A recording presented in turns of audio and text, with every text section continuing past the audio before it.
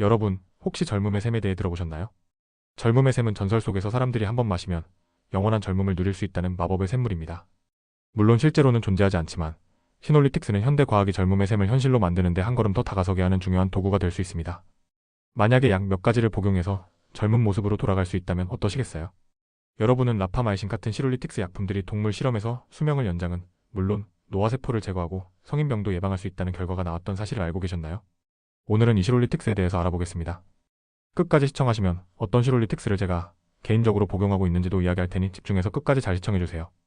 1번 서론 여러분의 몸을 하나의 거대한 회사로 비유해보겠습니다. 성인 인간의 몸에는 약 37조 개의 세포가 있는 것으로 추정됩니다. 엄청난 숫자입니다. 거기에 인간의 몸에는 약 39조 개의 박테리아가 있는 것으로 추정되며 이는 인간 세포의 수를 초과합니다. 여러분의 몸을 하나의 거대한 회사로 상상해보겠습니다. 이 회사에는 수조 개에 달하는 직원, 즉 세포와 박테리아들이 일하고 있습니다. 각 세포와 박테리아는 고유의 역할을 수행합니다. 어떤 세포는 조직을 수리하고 유지하는 건축가 역할을 하며 다른 세포는 외부의 위협으로부터 회사를 보호하는 보안팀처럼 일을 합니다. 우리 몸에 살고 있는 박테리아도 우리 몸과 공생을 하는 경우가 많습니다. 또 다른 세포들은 회사의 일상 업무를 원활하게 운영하기 위해 끊임없이 노력합니다. 이처럼 여러분의 몸, 즉 회사가 건강하게 운영되기 위해서는 모든 직원이 자신의 역할을 충실히 수행해야 합니다. 그러나 시간이 지남에 따라 일부 직원들은 나쁜 버릇만 들어 꾀를 부리며 효율이 떨어지기 시작합니다. 회사에서는 더 이상 기여할 수 없는 직원은 때에 맞춰 우아하게 그곳을 떠나야 하지만 때때로 일부 직원들은 제대로 퇴사하지 않고 남아 회사의 분위기만 흐리게 하는 경우가 있습니다. 우리 몸에서도 이런 경우가 일어납니다. 나이가 들면서 일부 세포들은 분열 능력을 잃고 더 이상 정상적으로 기능하지 않으며 오히려 문제를 일으키는 노화세포로 변합니다. 이 노화세포들은 더 이상 회사의 성장에 기여하지 않으면서 대신 염증 유발, 인자나 기타 해로운 분자들을 방출하여 주변 건강한 세포들의 업무 효율을 떨어뜨리고 전체 조직의 기능을 저하시킵니다. 마치 게으르면서 회사의 분위기만 흐리는 직원들처럼 말입니다. 이러한 노화세포의 축적은 연령 관련 질환, 예를 들어 심혈관 질환, 골관절염, 알츠하이머병 등 다양한 건강 문제의 원인이 될 수 있습니다. 여러분의 회사인 몸이 건강하게 운영되기 위해서는 이런 문제 직원들을 제때 정리하는 것이 매우 중요합니다. 이번 시놀리틱스, 문제 직원을 퇴사시키는 새로운 접근법? 노화세포의 발견은 1961년 레너드 헤이플릭 박사와 그의 동료 폴 무어헤드 박사의 연구로 거슬러 올라갑니다. 이들은 인간의 배아 섬유화 세포를 배양하는 과정에서 세포가 한정된 횟수만큼 분열할 수 있으며 그 후에는 더 이상 분열하지 않고 기능을 멈추는 상태에 도달한다는 것을 발견했습니다. 이 현상을 헤이플릭 한계라고 부릅니다. 헤이플릭과 무어헤드는 세포가 분열을 멈춘 후에도 살아남아 있으며 특정한 생리적 변화가 발생한다는 것을 관찰했습니다. 이 상태에 도달한 세포들은 더 이상 정상적으로 분열하지 않지만 대사 활동을 계속하며 염증성 분자들을 분비합니다. 이러한 세포들을 바로 노화세포, 영어로는 세네센 셀즈이라고 부르게 되었습니다. 헤이플릭의 연구는 노화세포와 노화 과정에 대한 연구의 기초가 되었으며 이후 수십 년간 많은 과학자들이 노화세포의 생물학적 특성과 이들이 조직과 생체 기능에 미치는 영향을 연구했습니다. 현재 우리는 노화세포가 노화와 연관된 다양한 질환에 중요한 역할을 한다는 것을 알고 있으며 이러한 세포들을 표적으로 삼아 제거하는 시놀리틱스와 같은 혁신적인 치료법이 개발되고 있습니다. 이처럼 노화세포의 발견은 세포 생물학과 노화 연구 분야에 큰 전환점을 가져왔으며 건강 수명 연장과 연령 관련 질병 예방을 위한 새로운 가능성을 열어주었습니다. 과학자들은 노화세포의 문제를 해결하기 위해 시놀리틱스라는 새로운 약물군을 발견하고 연구하고 있습니다. 시놀리틱스는 마치 회사의 인사부가 문제 직원을 선별하여 퇴사시키는 것처럼 노화세포를 선택적으로 제거해 회사 전체의 효율을 높이는 역할을 합니다.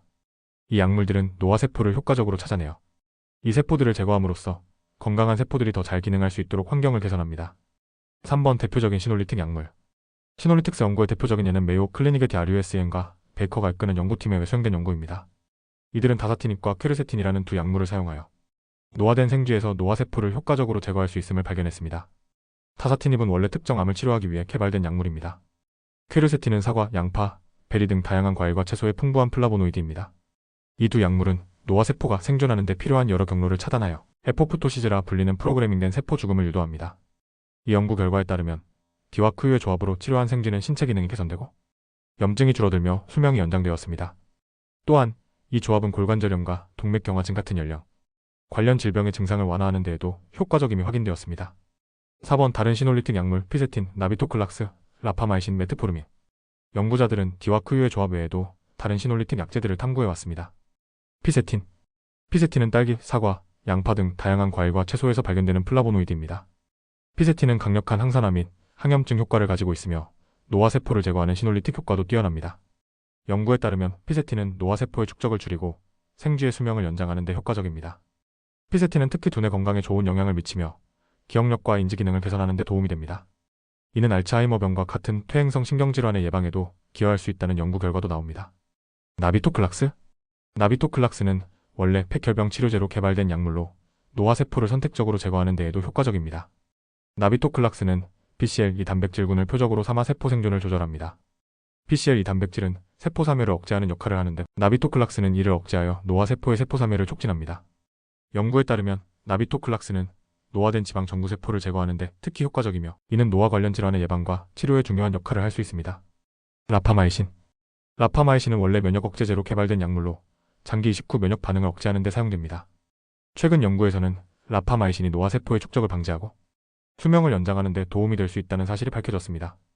라파마이신은 머메일리언 타겟 오브 라파마이신으로 알려진 엠토르의 경로를 억제하여 세포 성장과 대사를 조절합니다.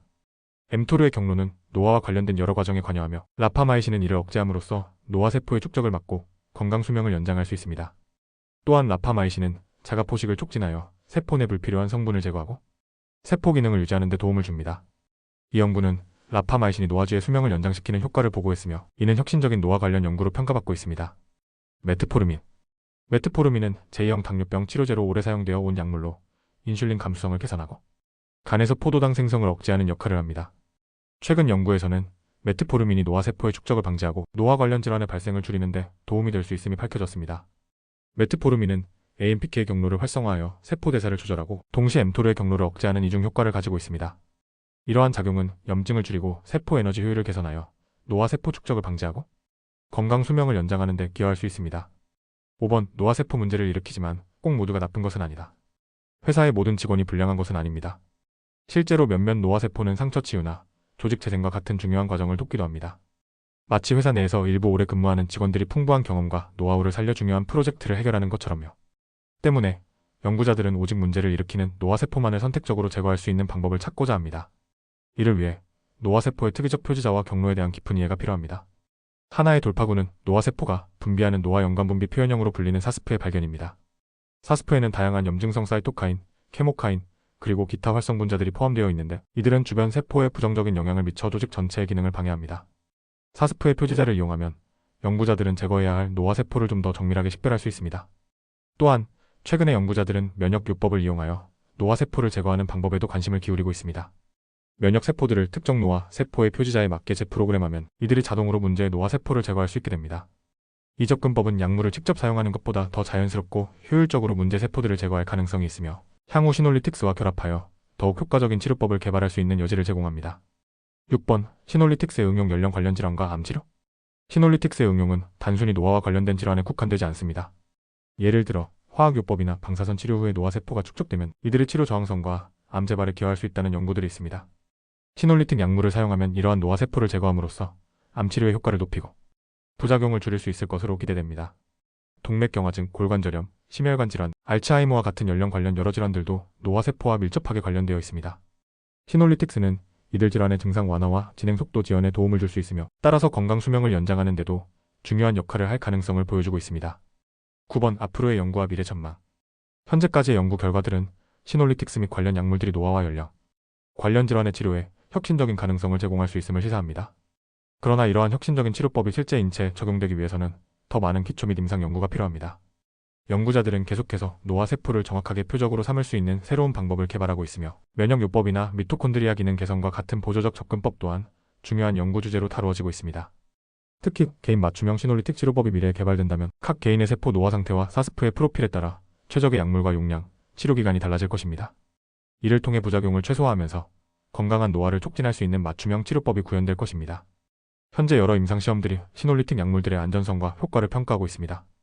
특히 디와크유의 조합을 이용한 임상시험에서는 진행성 폐섬 유화와 같이 심각한 연령 관련 질환을 가진 환자들을 대상으로 신체 기능 개선과 염증 감소 효과가 보고되었습니다.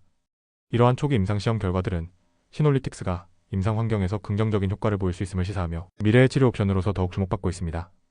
다만 아직 확정적인 페이지 3 이상의 임상 결과는 나오지 않고 있습니다.